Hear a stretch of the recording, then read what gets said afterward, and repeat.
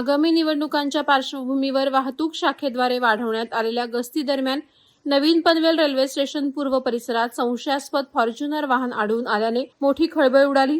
मंगळवार दिनांक 3 डिसेंबर रोजी रात्री 8:30 वाजता पोलीस निरीक्षक औदुंबर पाटील आणि पथक वाहतूक नियमन करत असताना ही घटना निदर्शनास आली। स्टेशन परिसरात MH03 AH 7863 क्रमांकाची फॉर्च्युनर अनधिकृतरित्या पार्क करण्यात आली होती आणि त्यामुळे वाहतुकीस अडथळा निर्माण होत होता। वाहनाच्या नोंदणी क्रमांकावरून संबंधित मालकाशी संपर्क साधण्यात आला तेव्हा ही माझी गाडी नसून माझा नंबर अज्ञात व्यक्ती वापरत आहे असं त्याने सांगितलं। याबाबत त्यांनी वेळोवेळी तक्रारही नोंदवली असल्याचं सांगितलं। दरम्यान संशय आल्याने वाहनाची तपासणी करण्यात आली। कारचा समोरील दरवाजा अर्धवट उघडा होता तर आतमध्ये पिस्तूल आढळले। तसंच राजेंद्र निकम नावाचे ड्रायव्हिंग लायसन्सही आढळले।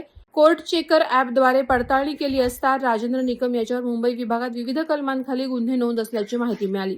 काही वेळानंतर घटनास्थळी राजेंद्र निकम वय 48 राहणार चुनाभट्टी मुंबई हा या फॉर्च्युनरचा चालक उपस्थित झाला।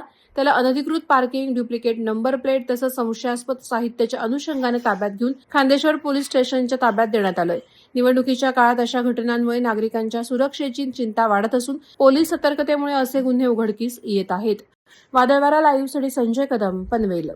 नवी मुंबई व रायगड जिल्ह्यातील ताज्या बातम्या आणि घडामोडींसाठी सबस्क्राईब करा वादळवारा लाईव्ह चॅनल आणि दाबा बेल आयकॉन।